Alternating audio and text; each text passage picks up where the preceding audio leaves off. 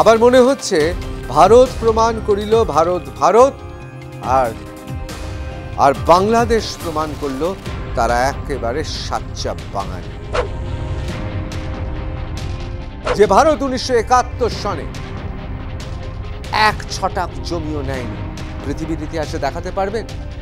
একটা দেশকে সর্বতভাবে সাহায্য করেছি স্বাধীন করতে, আমরা কিচ্ছু নিই, কিচ্ছু নেই। এই এত ঘন কালো শৈত্য সম্পর্কের সময় যারা এসেছে, কেউ বলতে পারবে যে ভারতবর্ষে বাংলাদেশি বলে কাউকে শনাক্তকরণ করে কিছু বলা হয়েছে?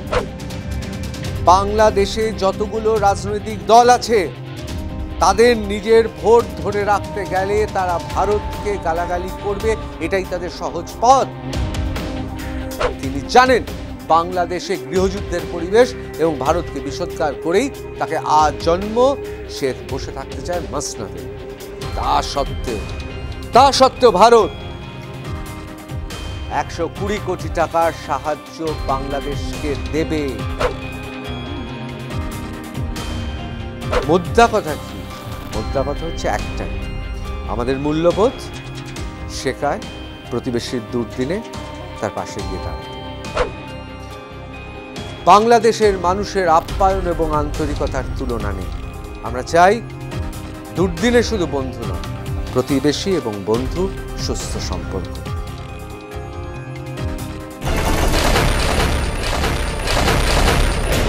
বাংলাদেশের মর্মান্তিক দুর্ঘটনায় আমরা সবাই আহত। ভারত কিন্তু দুর্দিনে পাশে দাঁড়িয়েছে বাংলাদেশে, এবং তার তাৎপর্যটা কি আজকে সে নিয়ে আমরা আলোচনা করব। আমি ঋতব্রত ভট্টাচার্য, শুরু করছি রণক্ষেত্র। আমি প্রথমেই যে কথাটা আপনাদের পরিষ্কার বলবো, যে কখনো কোনো মানুষ বা কোনো দেশ যদি বিপদে পড়ে, তখন তার দুর্দিনে গিয়ে দাঁড়াই যখন আমরা তার পাশে, তখন আমরা কখনো মনে করি না এটা মানবিক নয়, এটা শিষ্টাচার নয়, যে এর থেকে আমরা কি ফায়দা তুলব।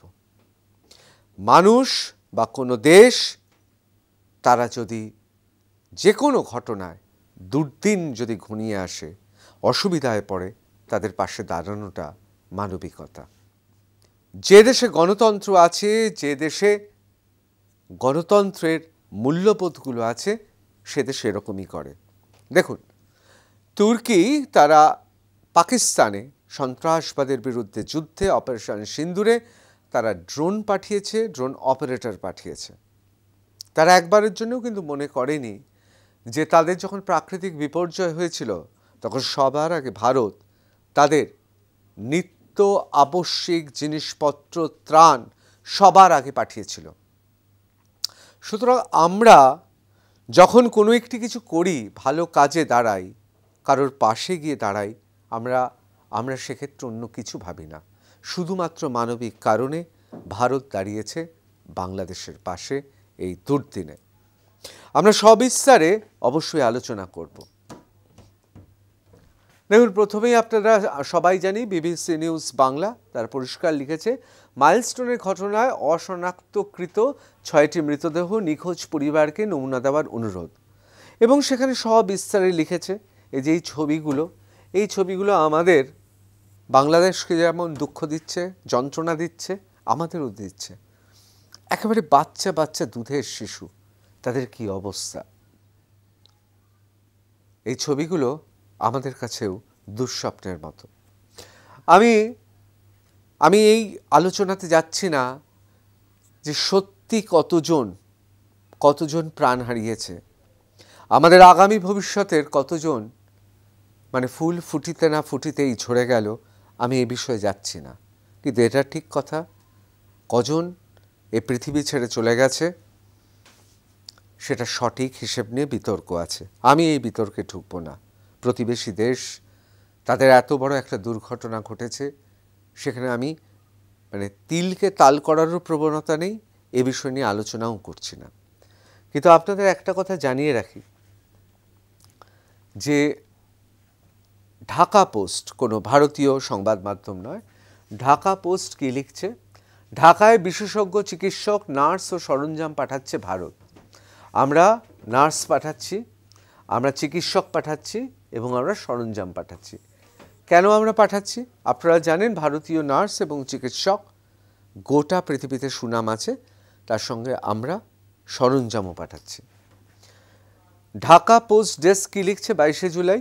জানা যায় সোমবার ওই দুর্ঘটনার কিছুক্ষণ পরেই ভারতের পররাষ্ট্র সচিব বিক্রম মিস্ত্রি বাংলাদেশে তার কাউন্টারপার্টকে ফোন করেন এবং যে কোনো দরকারে ভারত সর্বতোভাবে সাহায্য করতে প্রস্তুত বলে জানান। এই বিক্রম মিস্ত্রি অর্থাৎ পররাষ্ট্র সচিব ভারতবর্ষের, তাকে আমরা সবাই চিনি।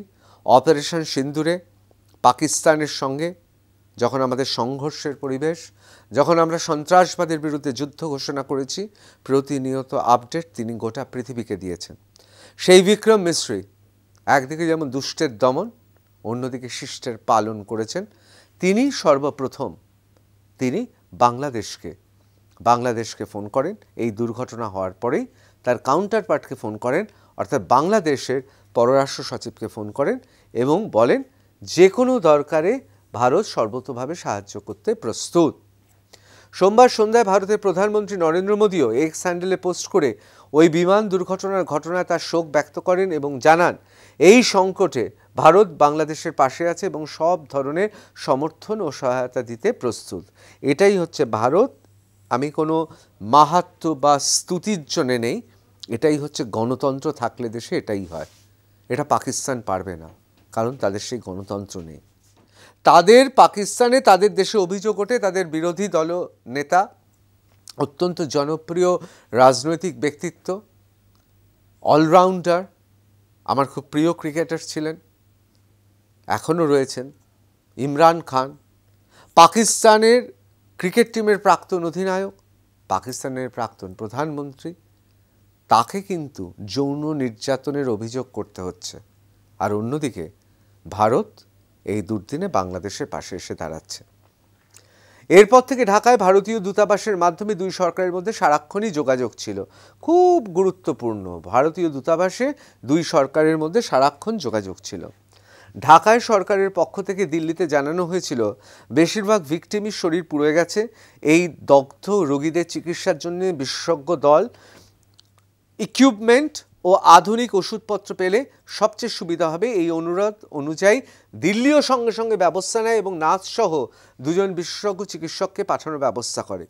এরপর ঢাকায় ভারত থেকে আরও ডাক্তার ও নার্স পাঠানোর প্রক্রিয়া চলমান আছে বলে দুই দেশের কূটনৈতিক সূত্রে নিশ্চিত হওয়া গিয়েছে। ভারত ও বাংলাদেশের দ্বিপাক্ষিক সম্পর্কে বিগত প্রায় 1 বছর ধরে একটা কূটনৈতিক শৈত্য দেখা দিলেও সংকটের মুহূর্তে দুই দেশ যে মানবিকতার পরিচয় দিয়ে কাছাকাছি আসতে পারল, পর্যবেক্ষকরা সেটি খুবই তাৎপর্যপূর্ণ বলে মনে করছেন। আমি কি মনে করছি, আপনি কি মনে করছেন, তার থেকেও বড় কথা দুটো দেশ, দেশের মানুষ কি মনে করছেন। সত্যি তো দুর্দিনে বাংলাদেশের পাশে দাঁড়ানো এবং বাংলাদেশও আমাদের সঙ্গে সারাক্ষণ যোগাযোগ করছে, এটা তো একটা খুব ভালো পথ। কোথাও যেন একটা ছোট্ট আলোর বিন্দু আমি দেখতে পাচ্ছি। আবার মনে হচ্ছে ভারত প্রমাণ করিল ভারত ভারত, আর বাংলাদেশ প্রমাণ করল তারা একেবারে সাচ্চা বাঙালি। বাঙালি তো এরকমই হবে, ভারত তো এরকমই হবে। দেখুন, আমি খুব স্পষ্ট আপনাদের একটা কথা বলছি, ঢাকা থেকে বাংলাদেশের চতুর্দিক থেকে যারা পশ্চিম বাংলায় এই এত ঘন কালো শৈত্য সম্পর্কের সময়ও যারা এসেছে, কেউ বলতে পারবে যে ভারতবর্ষে বাংলাদেশি বলে কাউকে শনাক্তকরণ করে কিছু বলা হয়েছে? পারবে না। আপনাদের অভিনেত্রী জয়া হাসান, এখানে তার ছবির প্রিমিয়ার, তিনি শপিং করছেন, তিনি কথা বলছেন, তিনি পার্টিতে রয়েছেন, তিনি মানুষের সঙ্গে মিশছে, এটা ভারত বলেই সম্ভব, কলকাতা বলেই সম্ভব। আসলে আমরা শিষ্টাচারে বিশ্বাস করি।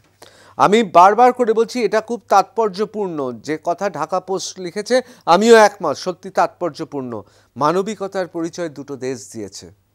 ভারত দিয়েছে কারণ ভারত ভারত বলে, আর বাংলাদেশ দিয়েছে কারণ বাংলাদেশের নাগরিকরা আসলে বাঙালি। এখন প্রশ্ন হচ্ছে, আমাদের এখানের মিনিস্ট্রি অফ এক্সটার্নাল অ্যাফেয়ার্স খুব সুন্দর করে দিয়ে দিয়েছে urgent medical support for burn victims in Bangladesh. On July 21st, 2025, Prime Minister Sri Narendra Modi had expressed condolences at the loss of the lives in the tragic air crash in Dhaka and had conveyed assurance of support and assistance.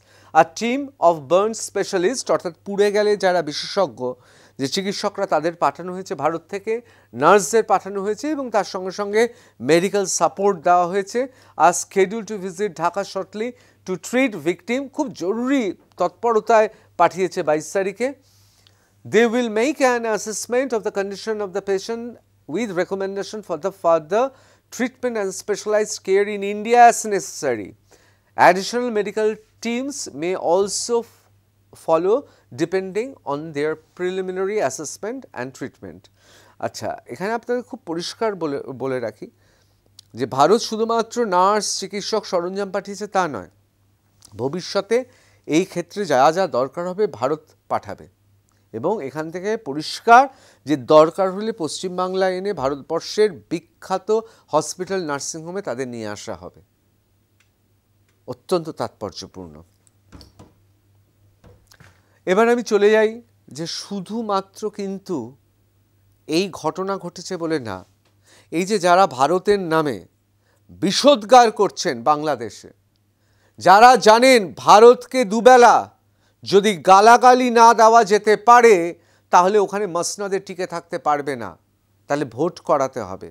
দেখুন, আপনাদের একটা কথা খুব স্পষ্ট বলি, বাংলাদেশের মানুষজনের কথায় আপনারা খামোকা রাগ করবেন না।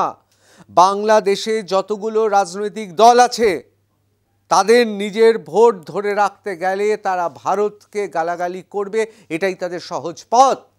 কেন এটা সহজ পথ? কারণ অন্য পথগুলো করার ক্ষমতা তাদের নেই। দারিদ্র দূরীকরণ থেকে শুরু করে সাধারণ মানুষের নিত্য প্রয়োজনীয় জিনিসপত্রের দাম কমানো থেকে শুরু করে গোটা দেশে সুরক্ষা, নিরাপত্তা, আভ্যন্তরীণ নিরাপত্তা ক্ষমতা তাদের নেই। আর সেই জন্যে তারা যে ভারত তাদের সাহায্য করে, যে ভারত তাদের একের পর এক সাহায্য করেছে, যে ভারত 1971 সনে এক ছটাক জমিও নেয়নি, পৃথিবীর ইতিহাসে দেখাতে পারবেন? একটা দেশকে সর্বতোভাবে সাহায্য করেছি স্বাধীন করতে, আমরা কিচ্ছু নিইনি, কিচ্ছু নিইনি।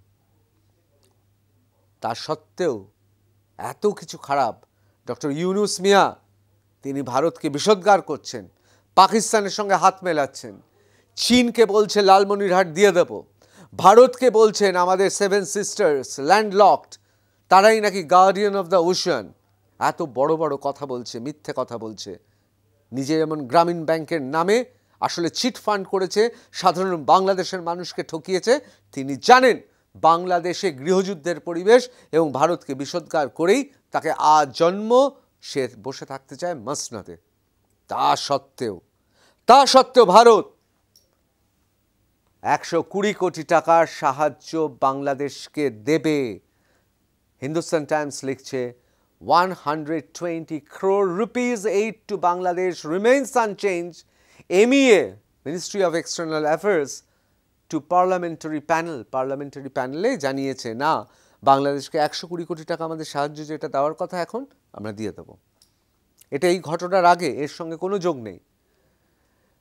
এটা 18 মার্চ 2025, তখন বাংলাদেশে ভারতের বিরুদ্ধে বিষোদ্গার তুঙ্গে, সেই সময়ও আমরা বলেছি the Ministry of External Affairs does not expect to start new people oriented project in Bangladesh in financial year 2026 amid the ongoing political situation.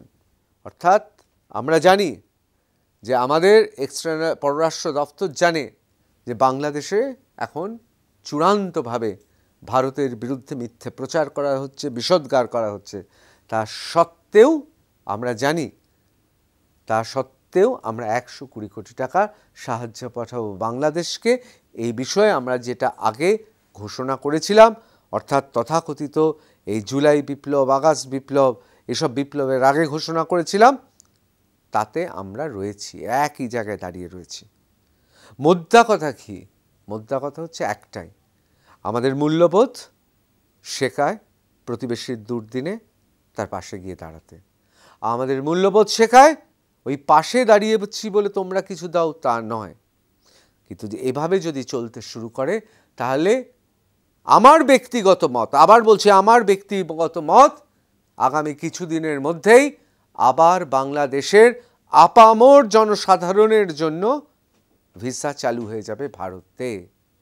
এবং এটা আমার ব্যক্তিগত মত, বারবার করে বলছি, আমার মত বাংলাদেশের মানুষও বুঝতে পেরেছেন, তারা আর খেপছেন না। বাংলাদেশের মানুষও বুঝতে পারছেন ধীরে ধীরে যে এই পশ্চিম বাংলায় তোমাদের অভিনেতা অভিনেত্রীরা এসে কাজ করছে, আর আমাদের অভিনেতা অভিনেত্রীরা ওখানে যেতে পারে না। ওখানে গিয়ে কেউ বলতে পারবে না ঢাকায় গিয়ে আমি কলকাতা থেকে এসছি। কিন্তু পশ্চিম বাংলায় আপনারা যদি আসেন, মির্জা গালিব স্ট্রিট থেকে শুরু করে, নিউ মার্কেট থেকে শুরু করে, দক্ষিণ কলকাতা থেকে শুরু করে বিভিন্ন জায়গায় আপনি বাংলাদেশি জানার পরেও আপনাকে আপ্যায়ন করবে। আমি আজকে একটা কথা বলি, অনেকবার ঢাকায় গিয়েছি, অনেকবার বাংলাদেশে গিয়েছি, এখনও মুক্ত কণ্ঠে স্বীকার করি বাংলাদেশের মানুষের আপ্যায়ন এবং আন্তরিকতার তুলনা নেই। কিন্তু বিশ্বাস করুন, এখন আমরা এগিয়ে গেছি। আপ্যায়নে, আন্তরিকতায়, মানবিকতায় আমরা এগিয়ে গেছি। আমরা চাই দুর্দিনে শুধু বন্ধু নয়, প্রতিবেশী এবং বন্ধু সুস্থ সম্পর্ক। আপনারা আপনাদের সার্বভৌমত্ব নিয়ে থাকুন, কে না করেছে। দেখুন, ধর্ম, ভাষা এবং কখনো কখনো চিন্তা ভাবনার পার্থক্য থাকবে মানুষে মানুষে, কিন্তু তাই বলে ভালো মানুষ আমরা হব না। জয় হিন্দ।